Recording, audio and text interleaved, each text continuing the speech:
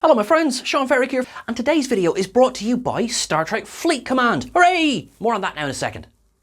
A superhero can be a vigilante or a law enforcement officer. It goes with the territory. Captain America, for instance, has been both. Batman too has often been a deputy or at least licensed by the Gotham City Police Department, but he's best known as the Dark Knight. The point is that the cape and cowl crowd works for truth and justice rather than the letter of the law. Their actions are governed by morality and a sense of right, but they still tend to operate to their own set of established rules. No killing, no innocence, no swearing, whatever they might be. Yet there comes a time when even the greatest heroes have their personal codes of honor tested. Those exceptions to their rules can also create a gripping story, truly challenging the very foundation and concept of a character. So with that in mind, I'm Will for What Culture, and here are 10 superheroes who broke their own rules. Hey everybody, before we get started, I just want to take this opportunity to say thank you to Star Trek Fleet Command for partnering with us here on What Culture Comics. Fleet Command is a strategic MMO, free-to-play, mobile, open-world game that is available on iOS and Android. You can grab a copy by following the link below this video. This is an awesome game that lets you build your own story, lets you send your team on away missions, lets you track your own progress with monthly updates and rewards to keep you engaged. It lets you build your own crew by assembling famous officers. We've got Kirk, we've got Spock, we've got Picard, we've got Worf. You can build your reputation among the fleet so that people will be absolutely bricking it when they see you. You can also build your own craft based on some of the famous ones from the past, and also build your own base. You can send your crews off to research and explore, and remember, my favorite part of the game is the fact that when you're operating in the neutral zone, you are a freelancer. You can do whatever you want, whenever you want. What's that? I have vastly misunderstood what a freelancer is. Yes boss, I'm on my way. You can catch it by checking the link below this video. Once again, just let me say thank you so much to Star Trek Fleet Command for partnering with us here at What Culture Comics. Now, back to the video. Number 10. Wonder Woman snaps a neck. Wonder Woman 219. The setup. Maxwell Lord is influencing Superman to attack people. He'd already beat up Batman and now he's going after Wonder Woman, implanting the idea in Superman's head that she is actually Doomsday hunting Lois. Using the lasso of truth to get him to tell her how to stop Superman's rampage. He says 2 words. Kill me, and she does, shockingly snapping his neck. This becomes a huge deal when Brother Eye broadcasts the footage of her killing him to every television, which is arguably the more important rule being broken. Wonder Woman is a tricky character to really quantify when it comes to her rules and morals. While she is a moral person from a warrior race of women, her society is not necessarily opposed to killing, just to murder. The real rule being broken here is a general rule of superheroes, the comfort rule. A hero, be they vigilante or deputized in some way, is on the side of the people and the greater good. They're allowed to continue their actions with a positive outlook because they make the citizens of their respective worlds feel safe. The second that Wonder Woman snapped a guy's neck in front of a camera, she broke the golden rule of superheroes and their faith in her was shattered. Number 9. Daredevil kills Bullseye. Shadowland 1. The Shadowland event is controversial for many Daredevil fans. On one hand, you have Daredevil being forced into taking control of the Hand, an evil ninja organization to try and turn them into protectors of New York City. But on the other, you have Daredevil giving a bunch of trained killers license to go after the lowest level criminals of NYC, which inevitably leads to fights with the other street level heroes of the area. Daredevil broke 2 rules on this one. The no killing rule, and the lesser known don't join up with your enemies clause. Daredevil has always kept it a bit fast and loose, mainly sticking to it in the same way Batman usually does, break all the bones, but let them live. Except in this instance. Bullseye had already leveled a city block, killed over 100 people, and then slaughtered a couple dozen of his men before goading DD into a final confrontation.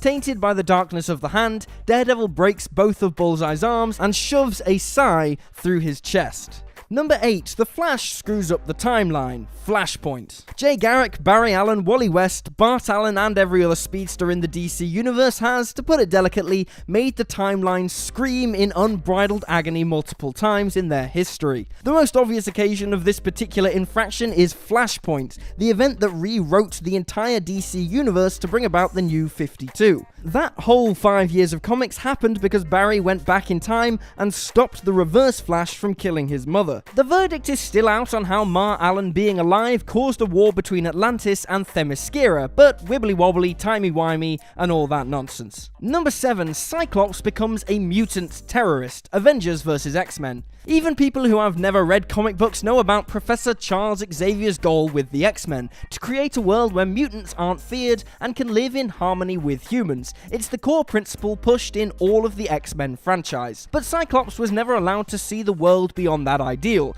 Taken straight from an orphanage by Xavier, Scott Summers had the entirety of that dream drilled into his very core. He was, in essence, a child soldier of peace, so it's no wonder that he always leaned into a hardline view of things. The near-extinction event M-Day left Cyclops as the leader of the entire subspecies on the brink of eradication, still in a world that hated and feared them. In fact, now more than ever. But then Avengers vs. X-Men happened and he went full crazy, harnessing the Phoenix Force to try and rebuild the mutant race, and also killing Charles Xavier. After that, he would become a mutant extremist, shattering the most basic rule of the X-Men: don't go full Magneto. Number 6, Batman uses a gun. Final Crisis. The Golden Age version of Batman used a gun. We all know this because there's always that one guy who has to go, but he used guns before, when someone talks about the times that Batman broke that special rule of his. However, outside of mind control, there's few definitive times Batman has used a gun, but the most well known is the event in Final Crisis. Darkseid's forces have taken over the Earth, enslaving 99.9% of the population, and everything is going to pot. With very little hope left, Batman takes matters into his own hands. Using the bullet that killed the new god Orion that kicked off the Final Crisis miniseries, he gives a small speech about never breaking his no-gun rule before drawing a gun and firing it into the reincarnated Darkseid. Batman was, quote, killed by Darkseid's Omega Beam seconds later in an epic double kill moment, and the one time Batman broke his golden no-gun rule. Number 5, Batman also kills. Various comics. Following on from that, it's worth mentioning that Batman has killed people. Like, straight up killed them. Golden rule be damned. Starting with the Silver Age, there have been several examples of Batman killing. Batman locked the KG Beast in a room to starve to death in Batman 420. In that same vein, Batman may actually be pretty sadistic when he does decide to kill someone. In Batman Incorporated 2, Batman uses darts to stun the immortal Japanese villain Lord Deathman, to put him in a veritable coffin and sends him into space to suffocate to death slowly. Truly brutal. Number 4, the Vision tries to take over the world. West Coast Avengers 42-47. The Vision has only recently become a frontline character in the pop consciousness thanks to the MCU, but he has a long and convoluted history in the 616. The android who sometimes has the brainwaves of Wonder Man and has even had kids with Scarlet Witch that were then erased from existence because they were only sustained through Wanda's reality-altering powers, it's fair to say Vision's led a tough bioelectrical life. Is it any wonder that he'd go a bit crazy? The Vision Quest story ran in the West Coast Avengers, where the team and Scarlet Witch have to reclaim the body parts of the Vision after a variety of government agencies decide to dismantle him. When he comes back with a new chalk white body, Wonder Man refuses to use his own brain patterns again for the Vision, leading to Vision being more machine than man. Without a limited emotional base, the Vision begins a quest to turn the world into a utopia by taking over all computers, and he actually succeeds and even becomes a leader of the Avengers for a while, before he starts to control everything, whether people like it or not, which is really more of an Ultron modus operandi than Vision's. Number 3, Professor X mind wipes Magneto. Fatal Attractions. We all know someone who asked the question, if there are psychics, why don't they just mind wipe the baddies to be good or destroy their minds? Well, the X-Men have actually tried it. Charles Xavier has done this a couple of times. The best example though, and the one really worth talking about, is during Fatal Attractions.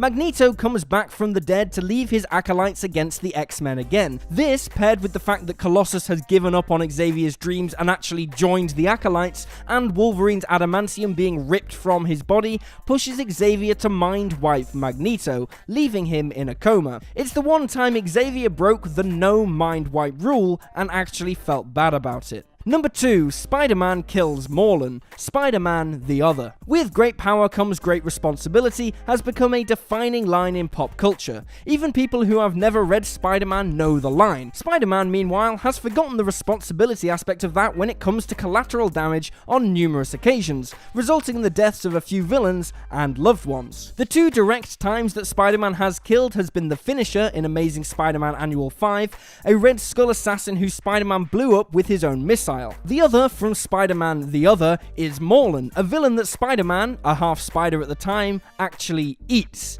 Yep, he eats the guy. With great hunger comes great responsibility, and all that. Number 1, Superman kills Mr. MXYZPTLK. Whatever happened to the man of tomorrow?